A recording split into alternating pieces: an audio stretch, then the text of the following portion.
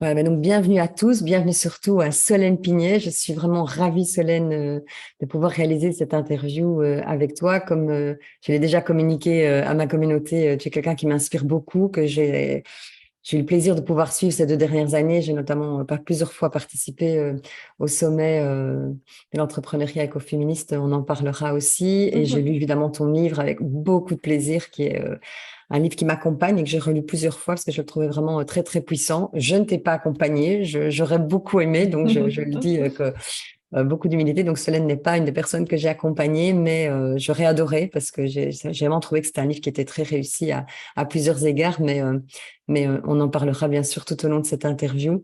Donc, peut-être pour ceux et celles qui ne te connaissent pas encore, mais je te laisse peut-être te présenter d'abord en quelques mots. Mhm.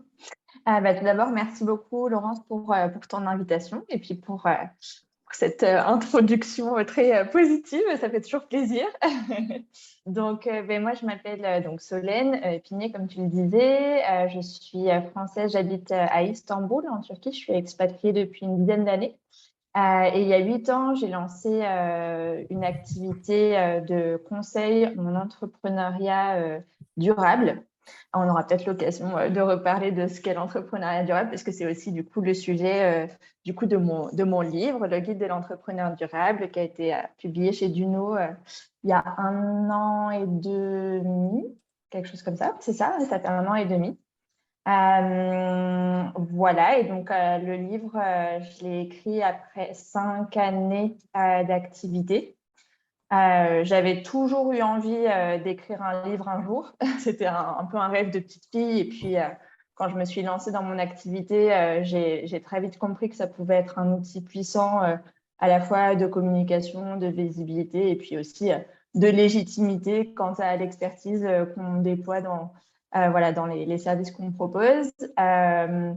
Mais voilà, il y avait toujours une excuse. Donc, au début, c'était parce que je suis débutante. Voilà, je ne suis pas assez aguerrie pour pouvoir écrire un livre, qui suis-je? Et puis, au fil des années, c'est vraiment posé la question du temps. Donc, j'aimerais bien écrire, mais en même temps, j'ai mes clients, c'est des urgences importantes à court terme. Et donc, voilà, le projet est resté un peu en stand-by pendant un bout de temps avant que je décide de m'y mettre. Voilà. Et puis finalement, tu as mis quoi, une petite année pour l'écrire ou... En fait, l'écriture s'est fait en plusieurs phases. Le premier jet, j'ai envie de dire, enfin la première phase d'écriture s'est passée pendant ma grossesse, donc en 2019, parce que en fait, j'ai été atteinte d'une pathologie qui m'a clouée au lit. Et donc, je ne pouvais plus du tout travailler comme j'en avais l'habitude et j'ai commencé à dépérir sur place, enfin vraiment déprimer clairement de devoir laisser mon activité de côté à cause de la grossesse. Et c'est là où je me suis dit, tiens, maintenant j'ai du temps en fait. Un livre, ça peut s'écrire depuis son lit. Donc clairement, voilà, le livre a été écrit dans mon lit. Et puis ensuite, après mon congé maternité, j'ai fait en fait relire mon manuscrit par des volontaires. Donc j'ai fait un appel à volontaires dans la communauté que j'avais déjà constituée. Et j'ai eu une quinzaine de relecteurs qui m'ont donc donné des feedbacks sur les différents chapitres, l'organisation du livre, ce qui était clair, pas clair, ce qu'ils avaient adoré, moins aimé, etc. Et du coup, ça m'a permis de remanier le manuscrit, d'en faire une deuxième version. C'est celle qu'on a ensuite retravaillée avec l'éditeur. Alors peut-être quand même, parce que j'ai plein de questions évidemment pour toi, et le sujet du jour, c'était surtout de comment communiquer autour de la sortie de son livre sans courir partout, hein, tu expliques un petit peu ça. Peut-être quand même en quelques mots, c'est quoi l'entrepreneuriat durable? Voilà, qu'est-ce qui t'anime? Comment tu le définirais? Parce que je pense vraiment que ça va intéresser toute ma communauté, parce qu'on essaye tous, je pense, d'une manière ou d'une autre, d'être aussi en tout cas, d'avoir un impact positif. Mais est-ce que tu fais une différence entre cette mouvance d'impact positif et de durabilité pour l'entrepreneuriat? Oui, alors il n'y a pas de définition officielle, donc comme ça, voilà, je vais donner ma définition à moi, puis après, c'est voilà, sujet à libre interprétation, évidemment.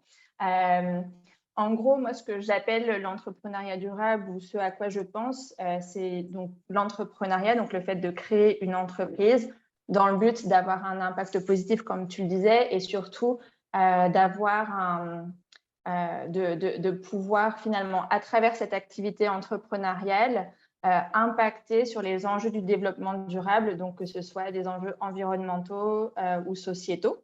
Alors évidemment, c'est très large parce que n'importe quelle activité aujourd'hui peut se rattacher à un des enjeux du développement durable. Et puis, moi, c'est un peu ma vision aussi de l'entrepreneuriat du 21e siècle. On ne peut plus juste gagner des sous dans notre coin et puis attendre que le gouvernement ou les ONG s'occupent du reste. Je pense que l'économie doit se transformer si on veut pouvoir transformer la société. Et donc, c'est dans cette optique-là que l'entrepreneuriat ou que les entrepreneurs peuvent avoir un rôle à jouer pour ceux qui le souhaitent, évidemment.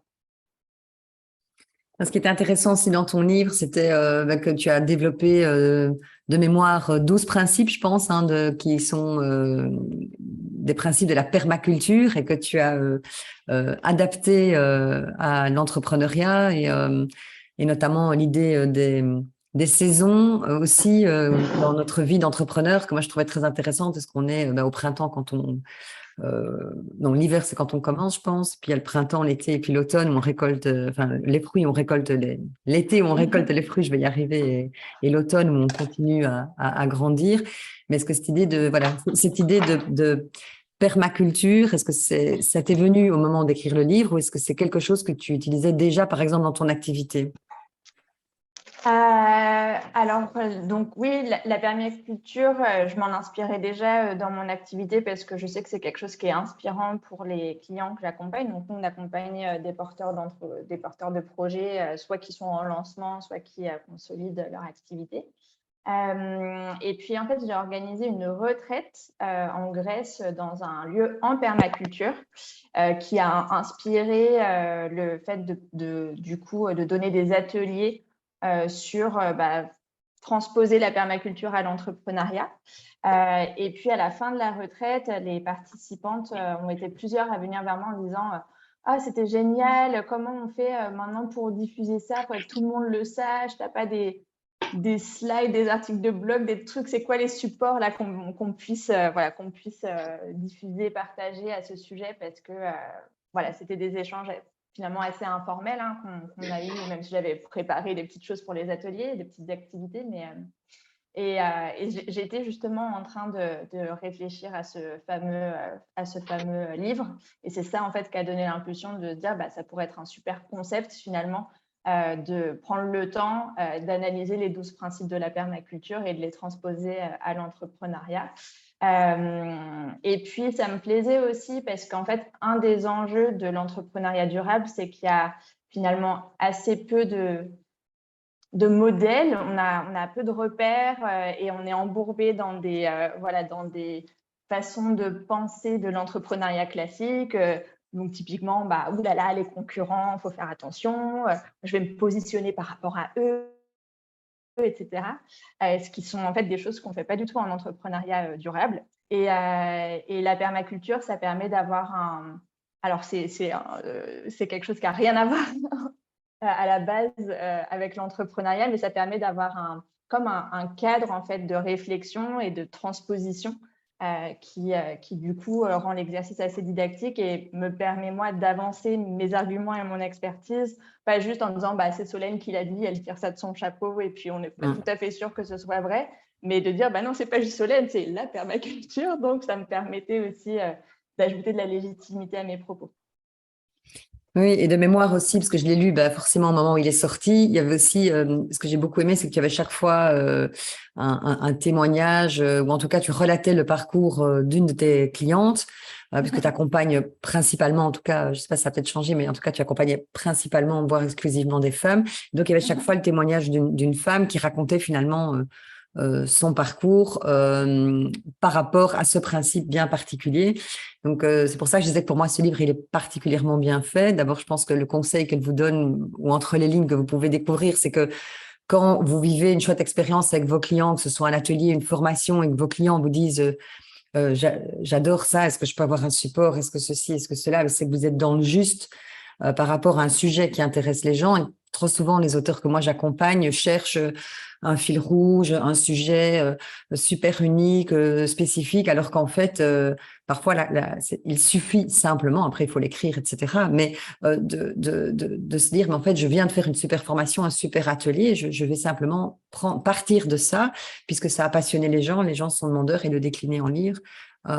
Et l'autre chose qui était très, très bien faite dans le livre de Solène, c'est ces témoignages qui sont très vivants, qui sont plus qu'un témoignage, qui sont vraiment tout un parcours de comment la personne a évolué dans sa posture d'entrepreneur, soit pour se lancer, soit pour grandir.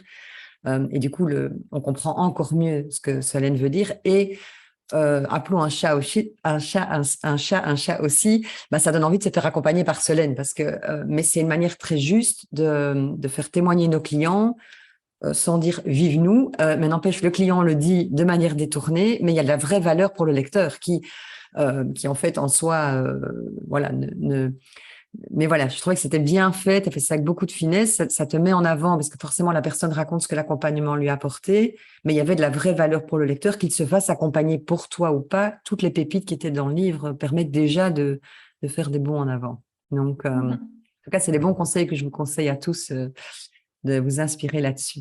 Alors peut-être pour en venir vraiment au sujet du jour, qui était comment communiquer largement autour de son livre sans courir partout, peut-être juste expliquer pourquoi tu as eu l'idée de ce titre que j'aimais beaucoup. En fait, donc le livre est sorti. Alors déjà, avant de parler de la sortie du livre, une des réticences que j'avais à l'idée d'écrire un livre ou de chercher un éditeur, c'était du fait de mon expatriation. Donc, comme je disais, j'habitais à l'étranger. Et j'avais un peu du mal à me projeter par rapport à la promotion du livre en me disant, oh là là, mais moi, je ne pourrais pas aller à tous les salons, je ne pourrais pas forcément répondre aux demandes d'interview, comment ça va se passer.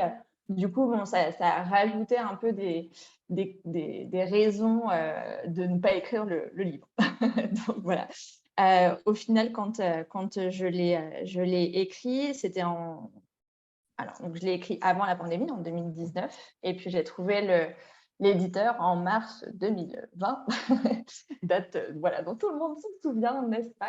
Et donc, on a travaillé le manuscrit et ils ont imaginé une date de sortie en 2021. Mais il y avait beaucoup d'incertitudes par rapport à qu'est-ce qui allait être possible de faire à la sortie du livre, sachant que, en tout cas, l'éditeur avec qui j'ai travaillé, Duno, il se base beaucoup sur les salons. C'est leur grand... Voilà, c'est comme ça qu'ils font la promotion des auteurs, en tout cas des petits auteurs. Hein. Peut-être que pour ceux pour qu'ils attendent plus de ventes, ils doivent déployer d'autres moyens, mais voilà, clairement, même les relations presse étaient très, très timides. Enfin, voilà, ils mettent quasiment rien en place. C'est vraiment les salons, les salons, les salons. Pour la petite histoire, mon livre est sorti alors que les librairies étaient fermées. Donc, c'était quand même, s'il y a le comble de la sortie du livre, c'est quand même, voilà, c'était le confinement numéro je ne sais plus combien, enfin bref. Toujours est-il que le fait que la pandémie soit encore très active, ça a posé la question de voilà, comment est-ce qu'on va faire la promotion du livre sans se déplacer, sans aller signer en librairie, en salon ou même sur des plateaux de radio, télé et autres. Et finalement, moi, ça m'allait bien, parce qu'encore une fois, en tant qu'expatriée, je me dis, bon, super, je vais pouvoir faire tout ça depuis chez moi. Et donc, voilà, c'est ça qui a fait que je me suis organisée un peu différemment par rapport à la sortie de ce livre. Et puis, c'est du coup le thème que je t'ai proposé, effectivement, parce que je ne sais pas les auteurs qui sont là, s'ils ont eu cette expérience-là aussi, mais c'est vrai qu'en tant qu'auteur, on s'attend peut-être à plus d'implication de la part de l'éditeur sur la partie promotion. Et puis, mais ça, on me l'avait déjà dit avant que je travaille avec mon éditeur, que très souvent, bon, faut pas non plus s'attendre à ce qui remue la terre entière, puisque quelque part, ils vont focaliser leurs efforts sur leur best-seller. Et puis, surtout pour un premier livre d'un inconnu ou d'une inconnue, bon, voilà, ils vont pas forcément mettre beaucoup de moyens. Et c'est à nous, en fait, à nous, auteurs, finalement, de trouver des leviers pour donner de la visibilité à nos ouvrages. Oui, mais c'est quelque chose que je rappelle très souvent aux auteurs aussi. Donc, je suis très contente que tu renforces ce message, puisque là, toi, tu l'as vécu vraiment, alors que Oui, Duno est quand même Et que Duno est une toute grande, Duno est vraiment une toute grande maison d'édition. Donc, parfois, les gens me disent, oui, mais c'est parce que mon éditeur est petit. Ben, je dis non, je pense que même les grandes maisons, voilà, ils comptent quand même sur les auteurs, ou bien alors ils ont, comme tu dis, un moyen privilégié, les salons, où il y en a qui ont des fichiers, par exemple, clients récurrents dans les entreprises. Enfin, chacun un peu son dada, mais c'est vrai que c'est à l'auteur à se bouger. Et donc, concrètement, qu'est-ce que toi, tu as fait alors? Alors, en plus, j'ai une anecdote assez rigolote à ce sujet. Ouais. Mais donc, Vas-y, je me vas-y, suis dit, bon, l'anecdote bah, d'abord. oui, oui, non, mais c'est l'élément principal du lancement du livre a été l'occasion enfin, d'un énorme loupé, mais au final enfin, voilà, qui s'est bien terminé. Mais donc, sachant que je ne pouvais pas participer à des événements physiques, je me suis dit, bah, pourquoi pas lancer un événement en ligne. Et j'avais entendu parler du modèle économique, on va dire, des sommets en ligne, dont le principe est le suivant. Pendant plusieurs jours, par exemple 4 ou 5 jours, on a une vingtaine, une trentaine de conférenciers qui apportent de la valeur sur un sujet particulier et puis qui aussi répond à un thème sur lequel l'événement se porte. Et puis, tous ces conférenciers communiquent autour de l'événement, ce qui permet d'avoir une audience très importante. Et ensuite, on peut même vendre un petit produit à la fin de l'événement, par exemple les enregistrements des conférences et puis souvent des bonus donnés par les conférenciers. Et donc, je me suis dit que ce serait un super format parce que je n'avais pas forcément envie de faire un webinaire, moi, toute seule avec mon bouquin. Je me suis dit quelque chose de collaboratif, ça permettrait d'avoir une audience bien plus large que la mienne. Et ça permettait aussi d'être aligné avec mes valeurs de co-création, collaboration.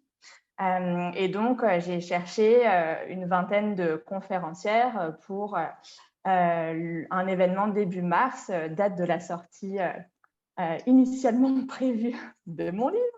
Et donc, la blague ou l'anecdote, c'est que le 19 décembre 2020, donc 3 mois avant la sortie du livre, je me rappelle de la date parce que c'est le jour de mon anniversaire, je reçois un petit mail de mon éditrice m'expliquant que Bidule a le Covid et du coup, ça met complètement nos plannings sans dessus-dessous. Donc, on est obligé de décaler ta date de sortie au 14 avril.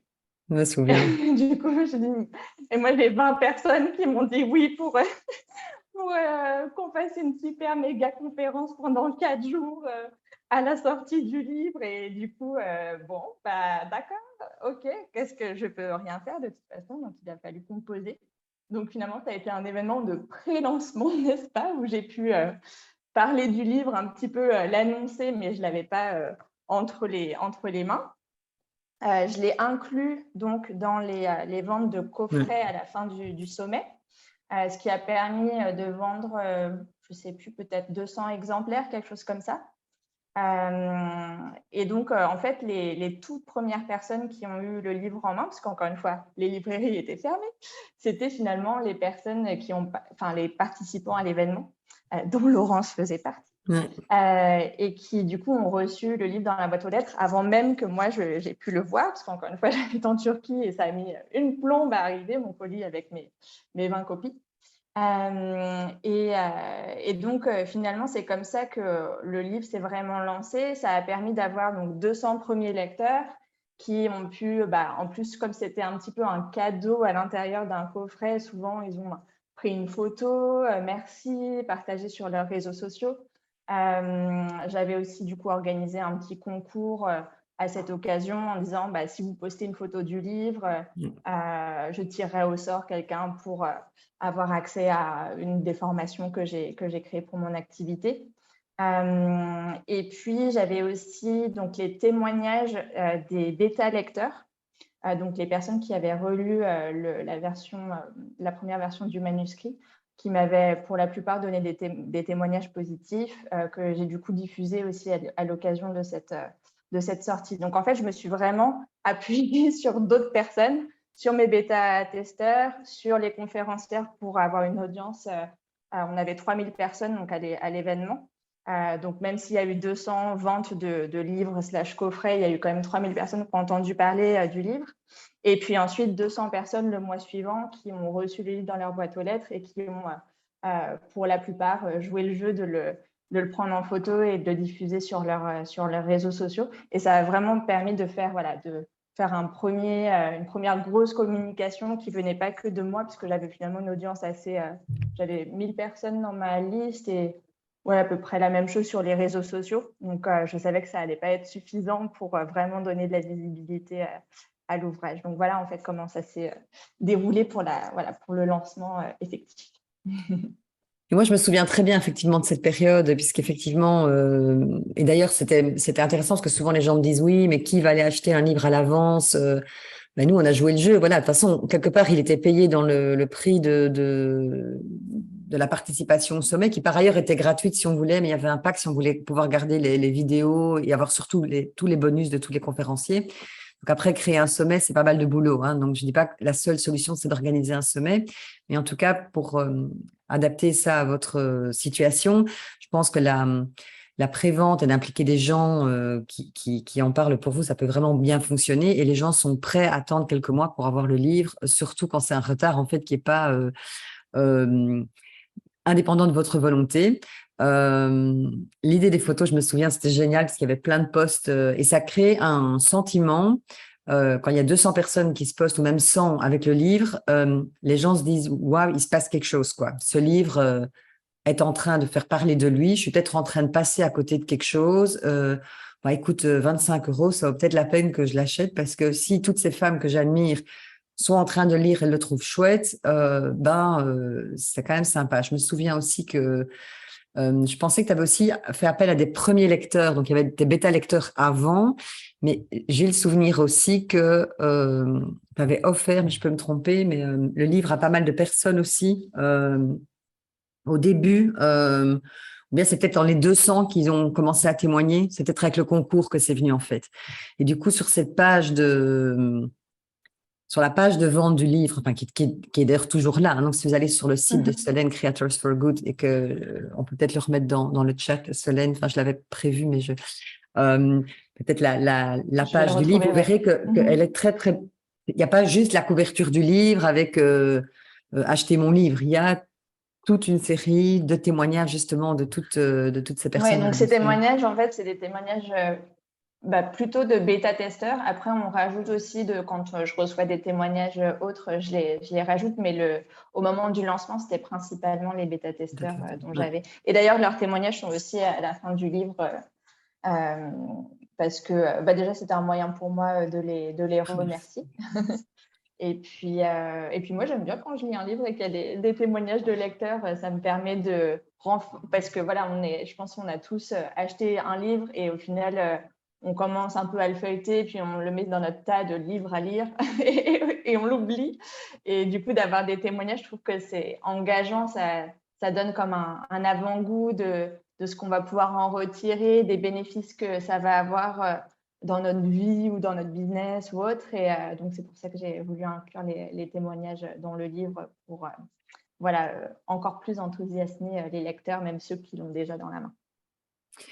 Alors, quelque chose aussi que tu avais fait dont je me souviens, que je trouvais très pertinent et que je conseille aussi, quand ça s'y prête, évidemment, on ne peut pas tous faire ça, mais c'est vrai que comme ton livre était organisé par saison et que toi-même, tes programmes, en fait, sont maintenant positionnés aussi par saison selon notre maturité dans l'entrepreneuriat, il y a sur ton site un quiz pour qu'on puisse savoir, en fait, dans quelle saison on est, ce qui te permet, toi, de rediriger tes prospects ou les visiteurs du site vers le meilleur programme d'accompagnement.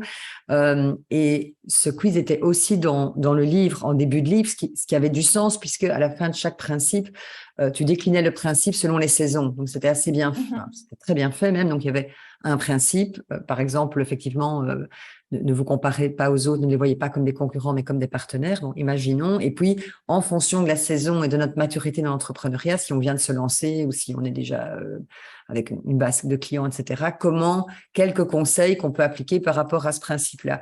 Et du coup, on avait envie de faire le quiz au début parce qu'on se disait, en fait, je pense bien que je suis automne, mais je suis peut-être bien quand même été. Enfin, donc du coup, on se disait, c'est quand même mieux de faire le quiz au départ parce que ça va être une grille de lecture intéressante pour pouvoir aller mieux prendre le livre en main. Et donc, j'ai trouvé aussi que tu avais très bien joué cette carte-là, parce que du coup, je ne sais pas si tu as des statistiques par rapport à ça. Est-ce que tu as su du coup tracer peut-être les personnes qui arrivaient sur ton site par le livre? Alors, c'est difficile de savoir les personnes qui viennent du livre qui font le quiz parce que c'est le même URL que celui qui est présent sur mon site internet. Donc, c'est vrai qu'on aurait pu y penser, ça à mettre un URL différent pour pouvoir justement faire des statistiques. Mais là encore, en fait, ça partait de l'expérience d'autres auteurs qui avaient pu me partager, à savoir, clairement, c'est pas avec le livre que tu vas gagner des 1000 et des 100, donc faut que ce soit une carte de visite pour ton activité plus qu'autre chose. Et pour que ce soit rentable, en fait, tous ces efforts à la fois d'écriture, de réécriture et de lancement et autres, de communication autour, alors que c'est pas quelque chose qui est rentable en tant que tel. Et donc, l'idée, c'était effectivement de donner envie de travailler avec moi. Donc, tu parlais des témoignages tout à l'heure. Et l'idée, c'était donc d'avoir comme un freebie, mais pas juste un freebie qui soit un bonus optionnel. J'ai fait en sorte que, comme tu le disais, voilà, ce soit quelque chose qui permette en fait de rendre le livre interactif et de permettre au lecteur d'utiliser cet outil bonus que je donne gratuitement, mais en échange des adresses mail, des contacts, de pouvoir leur permettre de tirer encore davantage davantage du livre. Et moi, ça me permet ensuite, donc quand quelqu'un fait le quiz et qu'il se rend compte, ah ok, je suis en saison printemps, donc je continue à lire le livre en adaptant du coup et en me disant, ah d'accord, comme je suis printemps, là, ça veut dire que je peux faire comme ci ou comme ça. Mais surtout, moi, après, j'ai une série d'emails qui est envoyée automatiquement avec des informations qui sont intéressantes pour les entrepreneurs à cette saison-là. Et cette série d'emails se finit par une invitation à faire une séance découverte. Et puis après, ils rejoignent ma newsletter habituelle. Donc, voilà un peu comment ça se passe en coulisses pour faire en sorte que le livre génère des ventes. Par contre, effectivement, je n'ai pas forcément de suivi par rapport à l'impact que ça a eu sur ma liste. Mais par contre, je vois clairement que ça a généré de nombreuses ventes pour moi depuis la sortie du livre. Donc voilà, c'était le plus important quelque part aussi pour moi. Après, c'est très facile d'un point de vue informatique d'utiliser un lien différent dans votre livre. Comme ça, vous pouvez tout de suite voilà, mesurer ça. Et vous pouvez aussi, du coup, adapter votre chaîne de mail automatique en disant bah voilà, je vois que tu es en train de lire mon livre, bonne lecture. Enfin voilà, donc en fait, il y a moyen aussi, et ça fonctionne souvent avec soit l'URL est écrit en toutes lettres, soit parfois il y a des QR codes aussi. Je vous conseille quand même de prendre un URL facile à taper tout seul, pas un truc hyper compliqué, parce que tout le monde n'a pas son QR scan machin sous la main quand on lit un bouquin. On est parfois à la plage et sans téléphone, et c'est très bien aussi. J'avais aussi une question pour toi par rapport à, parce que dans ceux qui nous écoutent, il y en a qui ont déjà une communauté, et puis il y a des personnes qui partent un peu de rien, justement, enfin, ou encore qui n'ont pas encore de communauté. Alors, je pense qu'il y a une partie des conseils que tu as déjà donnés, mais qui peuvent s'appliquer, notamment le fait d'avoir ce quiz ou un petit cadeau bonus qui fait que les personnes vont aller sur votre site pour bénéficier de ce cadeau et vous récupérer une adresse email, ce qui vous permet de créer une communauté. Mais évidemment, quand on n'a pas de communauté, parce que toi, grâce au sommet, tu as pu toucher 3000 personnes d'un coup, tu avais déjà toi-même, tu disais, ta mailing list de 1000 personnes, donc c'est quand même déjà pas rien. Est-ce que, là, je parle plus à l'entrepreneur, peut-être qu'à l'auteur, pour ceux qui nous écoutent, peut-être un conseil pour quand on est en mode peut-être printemps, ce qui concerne notre communauté, un petit conseil pour lancer sa communauté d'auteurs-entrepreneurs pour démarrer. Là, je dirais, et c'est du coup le dernier point qu'on n'a pas encore abordé, c'est du coup les médias. Alors, l'idée, en fait, c'est à travers la sortie du livre, et pas juste au moment de la sortie, d'ailleurs, c'est le fait d'avoir écrit le livre, de pouvoir intervenir ou être interviewé dans des médias. Et après, ça peut être des tout petits médias, ça peut être le podcast de Machin Bidule, le blog de Chouette, la page Instagram de Machin avec qui faire un live. Parce que parfois, en fait, quand on dit les médias, on imagine TF1 et BFM Business, mais ça peut aussi être en fait l'occasion de rentrer en interaction avec des personnes qui ont peut-être des audiences plus restreintes que les grands médias traditionnels, mais qui sont souvent friands d'interaction et de personnes à interviewer pour apporter du contenu de grande qualité à leur audience. Et je trouve que c'est gagnant-gagnant parce que du coup, ça nous permet, ça permet à la personne qui nous interviewe voilà, d'aborder un sujet avec un expert qui a écrit un livre sur le sujet. Et ce qui donne tout de suite de la valeur à nos propos.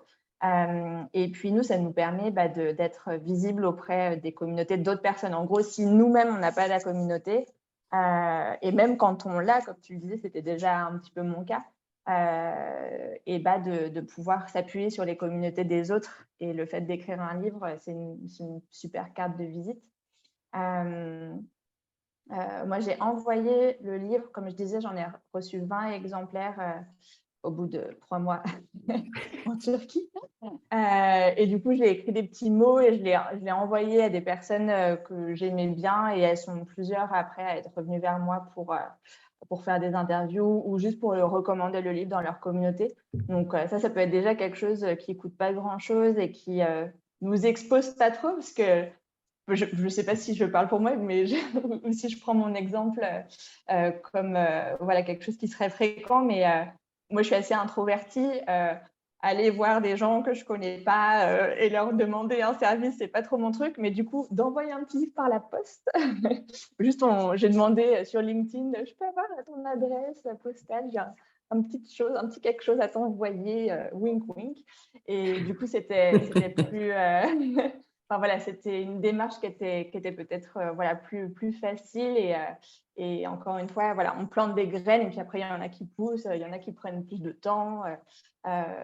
Mais voilà, je pense que c'est utiliser vraiment son livre comme un moyen de connecter avec d'autres personnes qui ont une audience auprès de qui on pourrait être utile.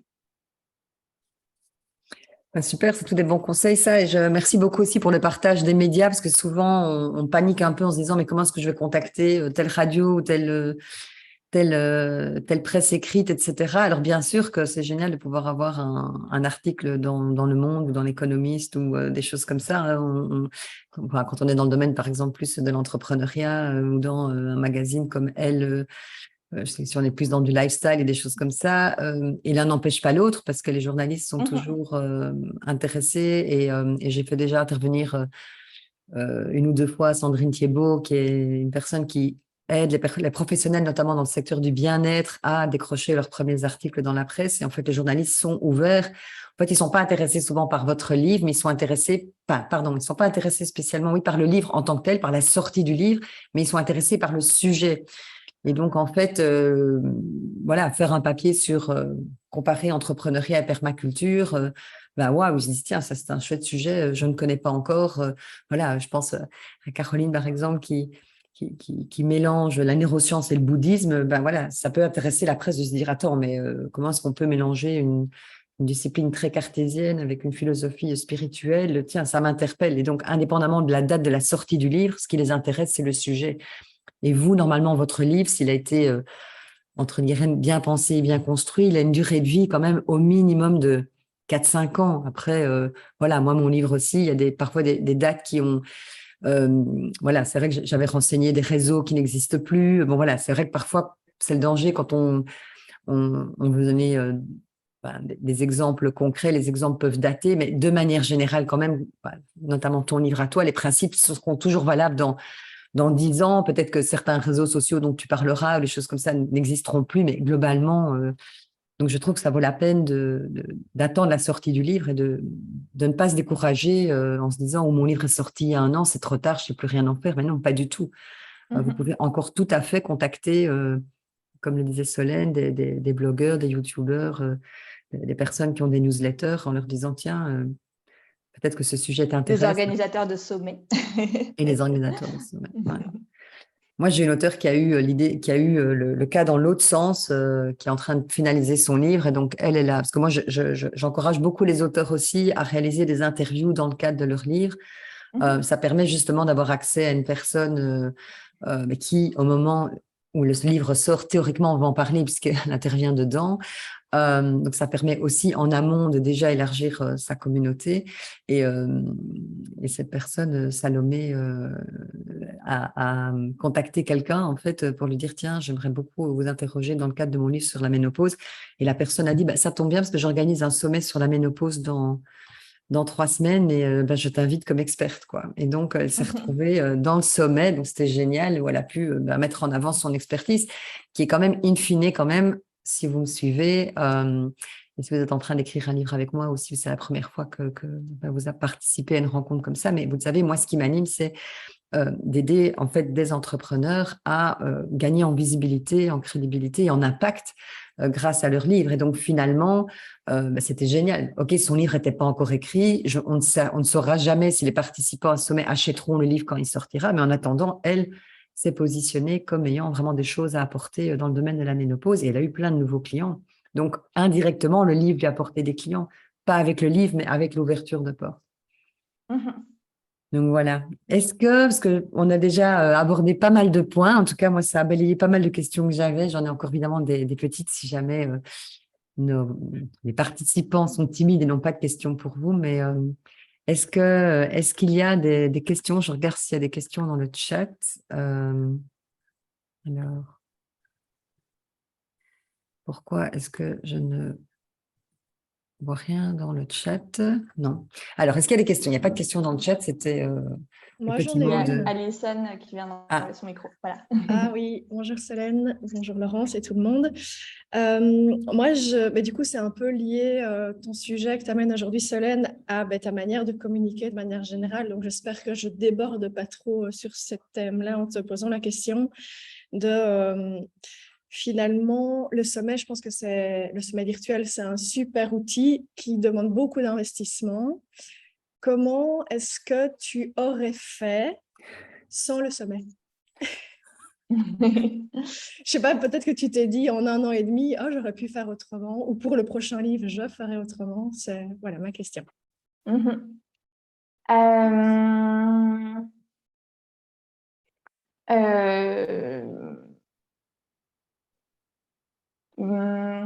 Certainement que j'aurais vraiment encore plus joué la carte des médias parce qu'encore une fois, je pense que la communication ou la diffusion, l'idée c'est bien sûr on tient au courant sa communauté et on peut faire des choses sur ses propres réseaux ou sa propre newsletter ou son propre podcast ou sa propre chaîne YouTube ou Instagram ou machin ou chose.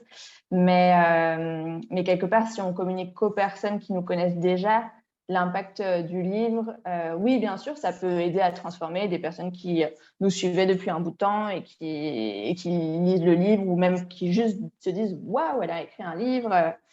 du coup, j'ai encore plus envie de travailler avec cette personne. Mais pour moi, on loupe un peu l'enjeu, quoi. Si on l'utilise qu'en outil de fidélisation et de transformation de sa propre communauté, l'idée, c'est d'ouvrir. Donc, si ce n'est pas à travers un sommet, ce serait à travers des interviews à droite et à gauche. Après, le sommet, ça prend du temps et en même temps, c'est un énorme catalyseur, alors que faire des interviews, ça prend du temps aussi d'aller chercher les gens, de faire les propositions, de faire le suivi, de trouver les dates, faire l'interview, répéter exactement la même chose 36 fois d'affilée, à peu de choses près. Donc l'un dans l'autre, je pense que les deux peuvent avoir un super impact et prennent de toute façon du temps, en fait. Je pense que là, pour le coup,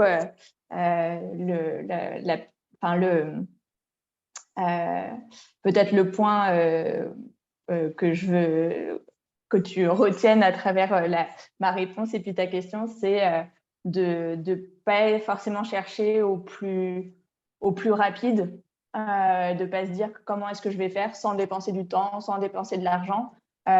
C'est quoi la recette magique? Où est-ce qu'on claque des doigts? Bah, enfin, je sais bien que ce n'était pas l'intention derrière ta question, mais c'est plutôt, je vais dépenser beaucoup de temps à faire la promotion de mon livre. Bah, voilà, où est-ce que j'ai envie de l'investir tout ce temps et toute cette énergie, et plutôt que de se demander qu'est-ce qui va être le moins coûteux. Merci. Wow, oui. Très bon conseil. Je pense que oui, je te remercie de ce partage parce que c'est vrai que souvent on essaye de minimiser le temps qu'on va pouvoir passer dans la promotion et en fait, oui, c'est pas comme ça qu'il faut réfléchir. C'est effectivement, ça va prendre du temps et où est-ce que j'ai envie de mettre mon énergie pour avoir le plus de résultats. Est-ce qu'il y a d'autres questions pour Solène? Valérie?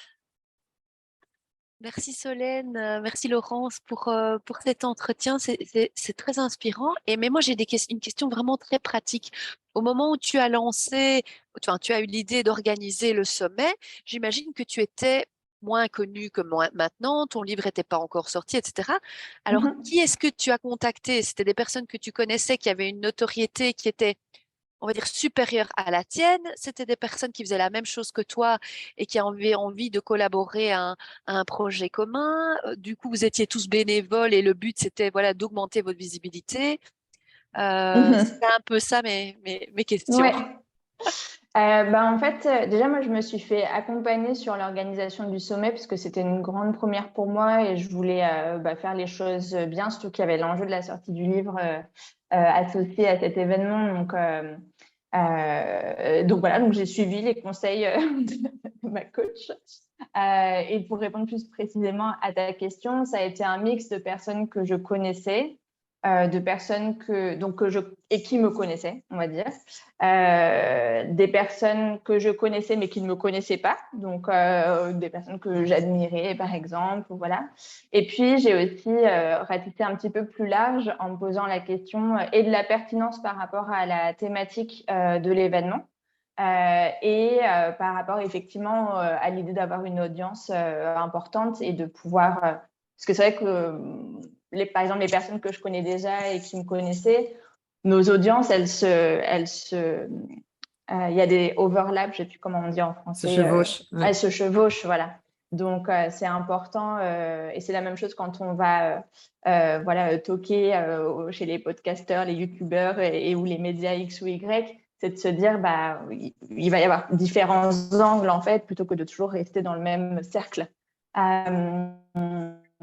Et ce qui les motivait en fait à participer à l'événement, c'était plus la thématique et l'envie de faire partie de cette aventure commune que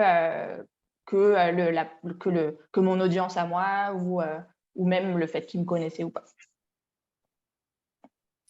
Est-ce que tu as un sommet est-ce que la 3e édition est en préparation ou pas? Alors, j'ai une réunion de travail avec mon équipe la semaine prochaine à ce sujet. Mais oui, on va réitérer parce que du coup, voilà, j'ai organisé ce sommet à l'occasion de la sortie du livre et au-delà du fait que le livre, de toute façon, n'était pas sorti, mais ça a été une superbe expérience. J'ai eu énormément de retours positifs à la fois des conférencières et des participants. Donc, on a fait une 2e édition en 2021. En 2022, pardon. Et il y aura une 3e édition, donc normalement en mars prochain, sur le thème de travailler de manière alternative. Et je vous en dis pas plus parce que moi-même, je n'en sais pas plus vu que notre réunion de travail n'est pas encore actée. En tout cas, je vous invite à suivre Solène et à participer à son sommet. C'est vraiment, c'est en général de très, très belles interventions. Et c'est vrai qu'on sent que tu les as choisis avec soin. Enfin, alors oui, il y en a qui ont des belles communautés, etc. Mais il y a vraiment toujours c'est très, très cohérent par rapport à la thématique. Donc, on se dit pas, mais pourquoi est-ce que d'un coup, cette personne est là voilà. Et en plus, Solène, elle structure en général son sommet en sous-thématique par journée. Et donc, elle répartit les expertes par ce sous-thème. Donc, c'est très, très cohérent. Et ça donne envie et ça donne envie aussi de suivre d'autres femmes parce qu'alors forcément ça renforce l'envie de suivre Solène, c'est clair. ça fidélise sa communauté, ça donne envie de faire le pas d'être accompagné par elle. Et puis, ça fait découvrir aussi plein d'autres personnes. Moi, je me suis abonnée à des newsletters de personnes, de femmes que je ne connaissais pas, que je n'aurais sans doute jamais peut-être rencontrées si elles n'étaient pas venues au sommet. Donc, c'est un win-win pour tout le monde. Et puis, l'énergie est très, très chouette. Je pense que les femmes que tu fais intervenir ont envie de partager aussi. Donc, en fait, et puis c'est assez sympa parce que c'est souvent, il y a une partie vidéo qu'on regarde tout seul. Et puis, il y a à chaque fois un atelier d'échange entre les 5 intervenantes et Solène, et où en Zoom, où tout le monde peut poser ses questions, un peu comme maintenant. Donc, ça aussi, c'est très chouette. Donc, c'est pas un espèce de sommet où tu vois pas les gens. Enfin, tu vois, donc après, c'est à vous de voir. Il y a plein de sommets qui existent sous plein de formats. Enfin, moi, je participe régulièrement. Je trouve qu'il y a beaucoup de choses. Il y a des défis aussi, enfin, qui sont en général. Moi, j'ai fait un défi au mois de juin. Je me suis beaucoup amusée. C'est plus léger qu'un sommet, mais on est fort seul, évidemment. Là, enfin, mais on pourrait tout à fait faire intervenir des personnes. Donc, il y a plein de formats qui sont possibles. Et Mais puis l'idée, surtout, je pense, pour les auteurs qui nous écoutent, c'est de se dire, bah, tiens, à l'occasion de la sortie de mon livre ou à l'occasion de la promotion de mon livre, même s'il est déjà sorti, qu'est-ce que je pourrais faire en dehors de ma zone de confort, des choses que je ne fais pas habituellement pour la promotion de mon activité. Mais voilà, c'est l'occasion. Allez, je vais toquer aux portes des podcasts ou allez, j'envoie un petit mot à machin que j'admire, je lui envoie mon livre parce que je trouve que voilà… on a tellement de points communs dans notre façon de voir les choses, il faudrait qu'on se rencontre, j'ose pas aller le voir, bah, allez, je lui envoie mon livre. Enfin, je pense que c'est ça aussi que m'a apporté la sortie du livre, au-delà de nouveaux clients d'interviews et de crédibilité ou autre, c'est que ça a vraiment élevé aussi ma posture d'entrepreneur, ça a fait avancer en fait mon activité. Parce que j'ai utilisé la sortie du livre comme un prétexte pour organiser ce sommet que j'aurais peut-être pas, que j'aurais sûrement repoussé à plus tard, où je me serais dit, ah là, ça prend beaucoup de temps, c'est beaucoup d'investissement. Et donc, voilà, je pense que c'est peut-être ça aussi une des choses à retenir au-delà de la thématique d'aujourd'hui qui était comment faire la promotion de son livre sans courir partout. C'est aussi…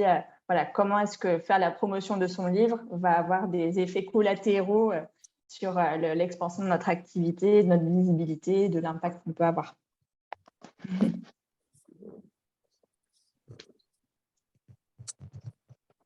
Véronique, tu avais une question aussi? Ouais. En fait, je voulais savoir, Solène, comme tu disais que tu étais introvertie, où tu étais, hein, si tu as toujours été comme travailler en groupe et en collaboration, parce que je viens d'aller voir pendant que tu parles. Ça a un peu sauté de mon côté. Tu as dû construire ça. Moi, par exemple, je suis assez solitaire et j'ai envie. Je ne sais pas si on m'entend bien ou pas. Parce que tout le monde a l'air… C'est revenu. C'est revenu. Ah, ok, pardon. Donc, je voulais savoir si tu étais passé du solitaire à la collaboration ou tu as toujours été dans la collaboration avec les autres. Voilà, pour résumer ma question. Pardon. Oui. Oui, c'est une bonne question. Alors, je suis toujours introvertie.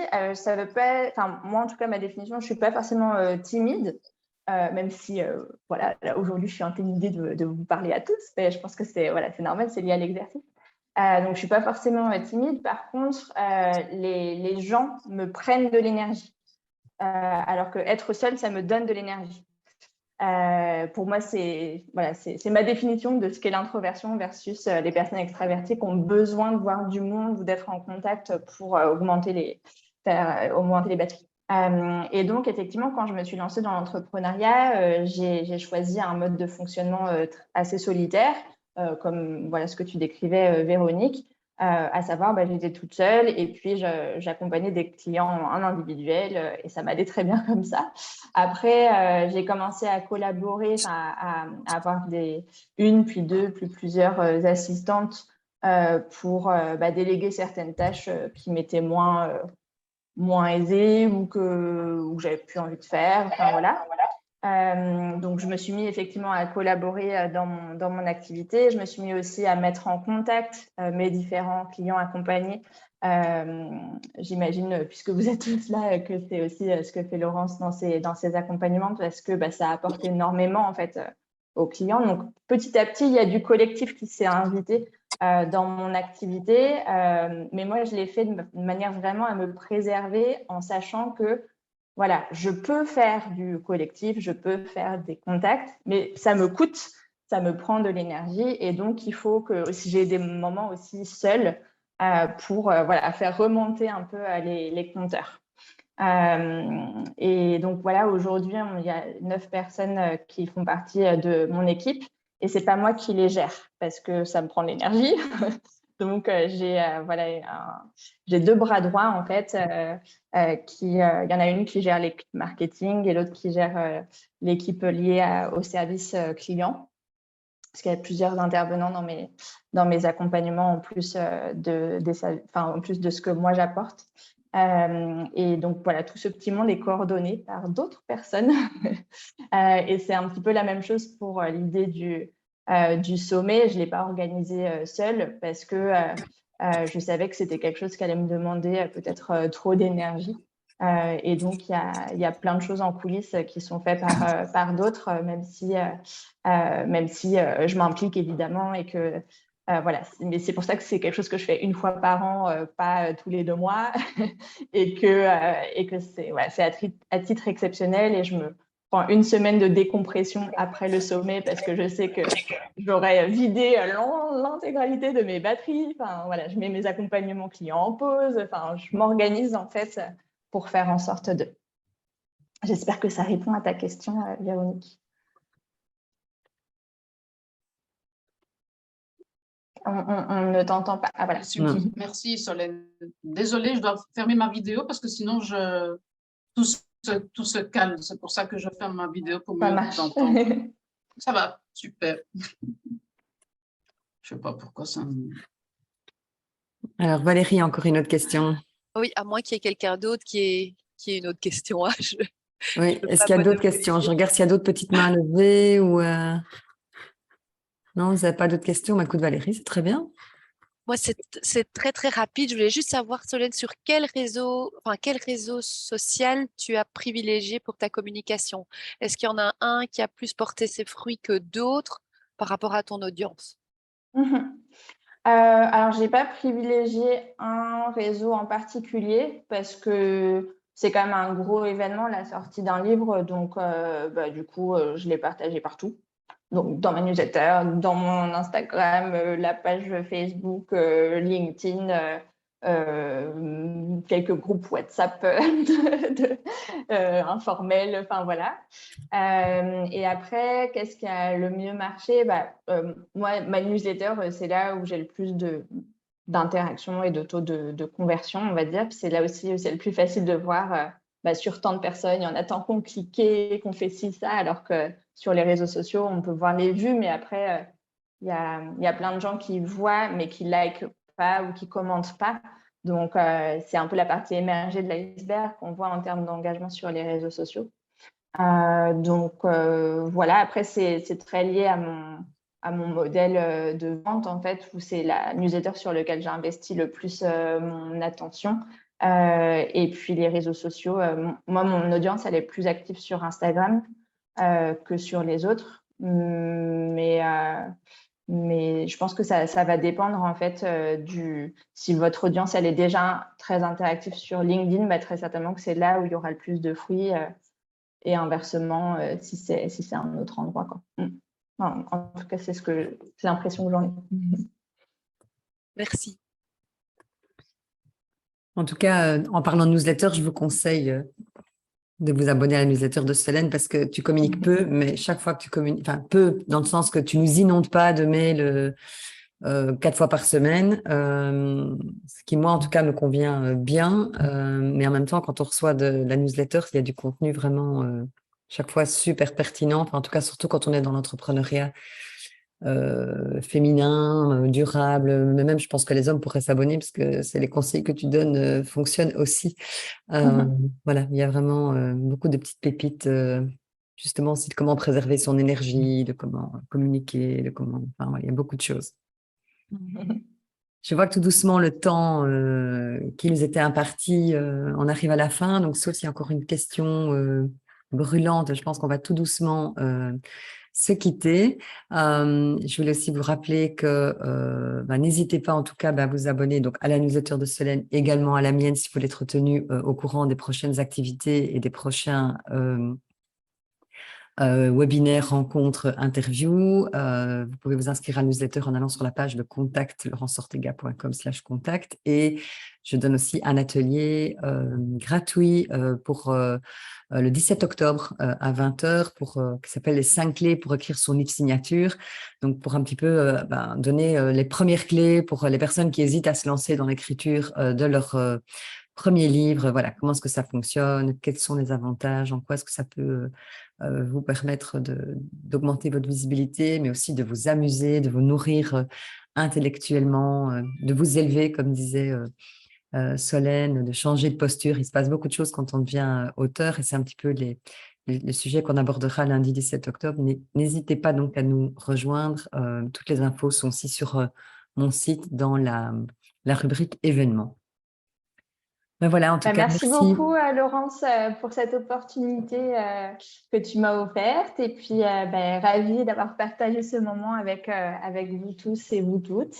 Et puis, longue vie à vos livres et à vos activités respectives.